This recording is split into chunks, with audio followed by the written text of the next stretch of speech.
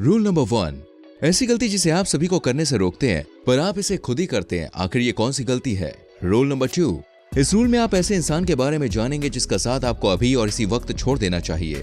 Third rule में आपको उस गलती के बारे में पता चलेगा जो दुनिया के 90% लोग करते हैं। फोर्थ रूल एक ऐसा रूल है जिसे यंगस्टर सबसे ज्यादा इग्नोर करते हैं। और लास्ट में फिफ्थ रूल में आप जिंदगी का एक बहुत कड़वा पर असली सच जानेंगे, जिसे जितनी जल्दी आप समझ जाएंगे उतना ही आपके लिए अच्छा है। शायद आपको अभी ज्यादा कुछ समझ में नहीं आया होगा, लेकिन डोंट वरी दोस्तों, वीडियो को एंड तक देखने के बाद आपको ये सभी रूल्स अच्छे से समझ में आ जाएंगे, इसलिए वीडियो को एंड तक जरूर देखिए।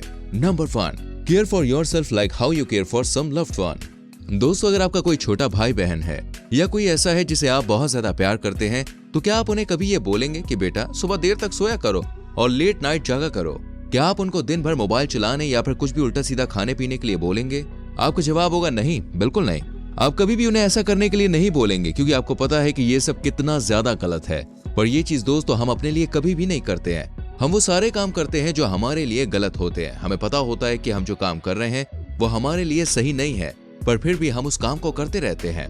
हम इंसान खुद से ज्यादा दूसरों की फिक्र करते हैं। इसलिए अब से आप जब भी कुछ काम करें तो एक बार जरूर खुद से ये बात पूछना कि क्या ये काम मैं अपने भाई या बहन को भी करने देता या नहीं। और इस नियम का भी यही मतलब है कि जैसे आप अपने लव्ड वंस की केयर करते हैं, ठीक उसी तरह खुद की भी देखभाल करें। Number 2, surround yourself with people who want the best for you. दोस्तों, आपके पेरेंट्स के बाद जिसका असर आप पर सबसे ज्यादा होता है वो आपके दोस्त होते हैं। इनफैक्ट जैसे जैसे हम बड़े होते जाते हैं वैसे ही हमारी दोस्ती का असर हमारे ऊपर और तेजी से होता चला जाता है। मेरा एक दोस्त था जो क्लास में हमेशा टॉप करता था।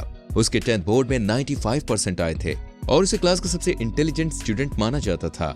जिस जवाब या कॉन्सेप्ट को समझने के लिए मुझे 4 या 5 घंटे या फिर 1 दिन लग जाता था, उस कॉन्सेप्ट को वो सिर्फ 1 घंटे में समझ जाया करता था। पर आपको जान के हैरानी होगी कि वही लड़का क्लास 12th बोर्ड में सिर्फ 56% ही ला सका, और इसका सबसे मेन रीजन था उसका फ्रेंड सर्कल।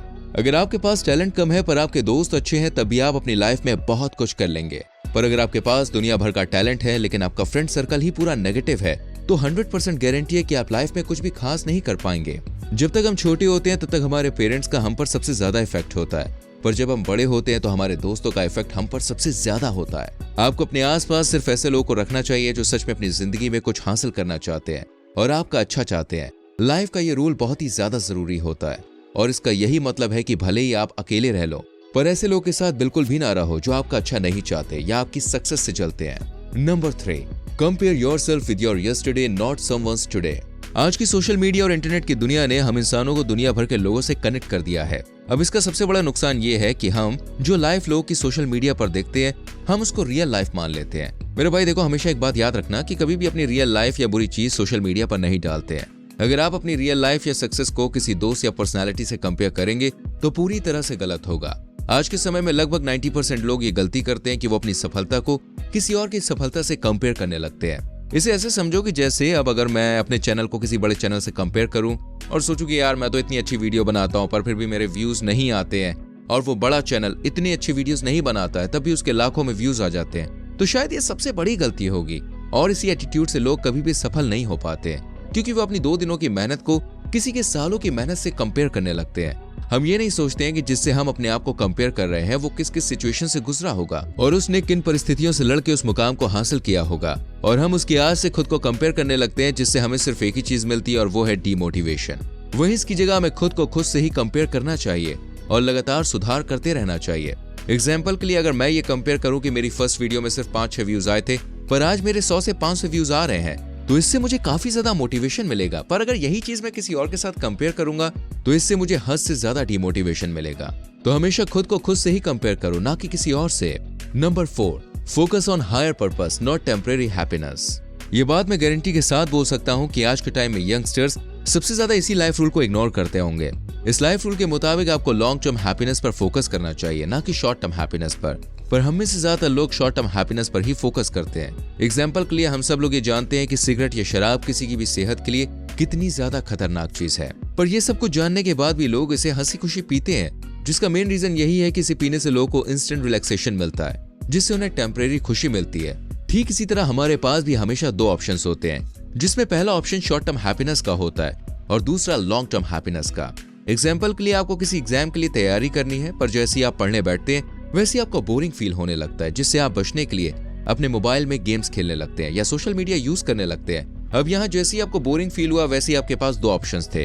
पहला, आपको लॉन्ग टर्म हैप्पीनेस यानी कि एग्जाम्स को क्रैक करके जो हैप्पीनेस मिलेगी उसके बारे में सोचिए और पढ़ने बैठ जाइए। और दूसरा, शॉर्ट टर्म हैप्पीनेस के बारे में सोचकर गेम्स और मोबाइल्स चलाने लग जाइए। ये पूरी तरह से हमारे ऊपर डिपेंड करता है कि हम किस ऑप्शन को चुनते हैं, क्योंकि लॉन्ग टर्म हैप्पीनेस ही असली सक्सेस होती है, वहीं शॉर्ट टर्म हैप्पीनेस सिर्फ कुछ समय के लिए होती है और शायद कुछ दिनों के बाद इस शॉर्ट टर्म हैप्पीनेस के लिए पछतावा भी आप करेंगे। इसलिए हमेशा लॉन्ग टर्म हैप्पीनेस पर फोकस करिए, ना कि शॉर्ट टर्म हैप्पीनेस पर। Number 5, accept the inequality exists. मेरे भाई, ये हमारी दुनिया का हार्ड ट्रुथ है कि इस दुनिया में सबके साथ एक जैसा नहीं होता है और सच को आप जितनी जल्दी एक्सेप्ट कर लेंगे आपके लिए उतना ही अच्छा होगा। मैं इस बात को 100% मानता हूँ कि कुछ लोग सच में काफी ज्यादा लकी होते हैं और कुछ लोग बहुत ज्यादा अनलकी।